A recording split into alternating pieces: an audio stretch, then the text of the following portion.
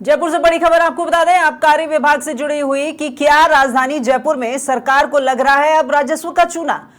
राजधानी में कंपोजिट मदिरा की हैं दुकानें और लेकिन कई मदिरा ठेकेदारों ने कंपोजिट दुकानों को वॉक इन सुविधा में बदला है, जबकि नई नीति के अनुसार कंपोजिट दुकान को वॉक इन स्टोर में बदलने पर देनी होती है फीस। 10 लाख रुपए वार्षिक फीस जमा कर लेनी होती है पहले विभाग से स्वीकृति। लेकिन शहर में ऐसी कई जगह हैं जहां पर चल रहे हैं वॉक इन स्टोर और मदिरा ठेकेदारों ने नहीं ली है विभाग की कोई भी स्वीकृति। अब ऐसे में सरकार के राजस्व नुकसान करने वाले मदिरा ठेकेदारों पर क्या कोई कार्रवाई होगी या फिर राजधानी जयपुर में अपने चहेते ठेकेदारों पर रहेगी आबकारी विभाग की ऐसे ही मेहरबानी।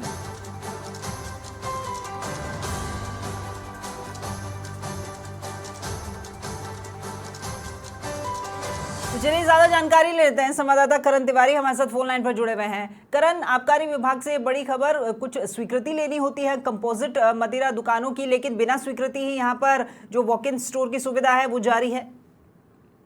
जी देखिए, राजधानी जयपुर के अंतर्गत हम बात की जाए तो राजधानी जयपुर के अंतर्गत कई जो मदिरा ठेकेदार है उन्होंने जो कंपोजिट मदिरा दुकान है उसको वॉक इन स्टोर के रूप में है जो तब्दील कर दिया है। देखिए, आबकारी विभाग की ओर से जब फरवरी में नई आबकारी नीति जारी की गई थी तो उस नीति के अंतर्गत वॉकिंग जो स्टोर है उस वॉकिंग स्टोर के परमिशन लेने के लिए आबकारी विभाग को अलग से फीस जमा करानी होती है। आबकारी नीति की बात की जाए तो आबकारी नीति की जो मॉडल शॉप्स का जो प्रावधान था उसके अंतर्गत पॉइंट नंबर 2.18.7 में एक उन्होंने आदेश जारी करा रखा है, पॉलिसी है। उस पॉलिसी के अनुसार यदि कोई वॉकिंग स्टोर चलाता है कोई अनुज्ञाधारी तो उसको 10 लाख रुपए वार्षिक फीस जमा कराकर उसकी स्वीकृति लेनी होती है। लेकिन राजधानी जयपुर की बात की जाए तो राजधानी जयपुर में जो मदिरा ठेकेदार है उनकी ओर से अभी तक कोई स्वीकृति नहीं दी गई है और उस बिना स्वीकृति की ही जो मदिरा ठेकेदार है वो अपनी दुकानों को जो कंपोजिट मदिरा दुकानें हैं उनको वॉकिंग स्टोर के रूप में उन्होंने तब्दील कर दिया है। ठीक है। ऐसे में जो सरकार के है जो राजस्व को है जो वो चूना भी लग रहा है। देखिए, ऐसे में बड़ा सवाल ये भी खड़ा होता है कि जब सरकार के राजस्व को ही विभाग के अधिकारियों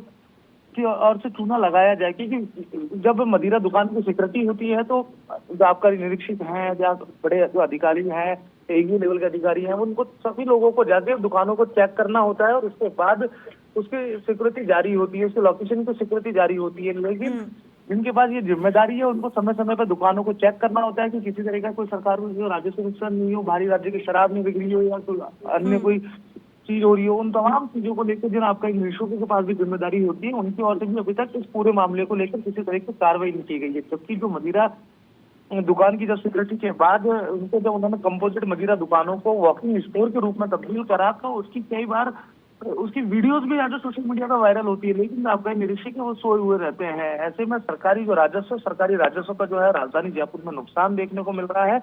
ऐसे में अब देखने वाली बात यही है कि क्या अब आबकारी आयुक्त अधिकारियों को तलब का ऐसी जो दुकानें हैं उन पर कार्रवाई करेंगे या उनका लाइसेंस निलंबित करेंगे, किस तरह की अब आगे कार्रवाई होती है। ये तमाम चीजें जो है वो देखने वाली बात है। कार्रवाई होनी चाहिए, लेकिन करण, जयपुर में जाने कितने ही इस तरह के स्टोर होंगे तो हम माने कि जो गाइडलाइन बनाई गई हैं उन गाइडलाइन के अकॉर्डिंग जो पैसे दिए जाने हैं, आप बता रहे हैं वार्षिक दर के हिसाब से, तो शायद वो पैसे दिए तो जा रहे हैं लेकिन वो सरकार के खाते में नहीं जा रहे हैं, वो उनके चहेते अधिकारियों के पास जा रहे हैं और आपसी बंदरबाट के चलते ये इस तरह की चीजें जो है वो देखने को मिल रही है।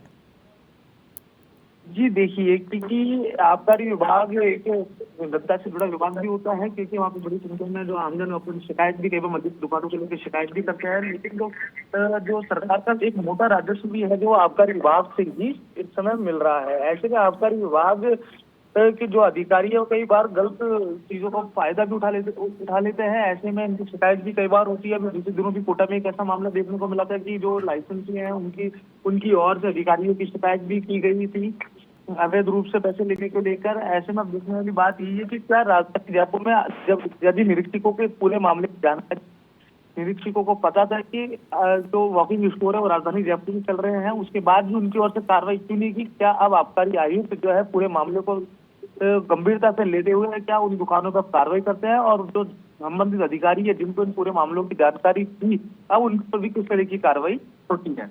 ठीक है करण, बहुत शुक्रिया आपका तमाम जानकारी साझा करने के लिए। तो देखिए, सरकार को राजस्व का चूना लगाया जा रहा है। 10 लाख रुपए वार्षिक फीस जमा करानी होती है आबकारी विभाग में, जो गाइडलाइन है उसके मुताबिक। लेकिन ना तो फीस जमा कराई जा रही है और जितने भी स्टोर्स हैं उन्हें वॉकिंग में बदला जा रहा है।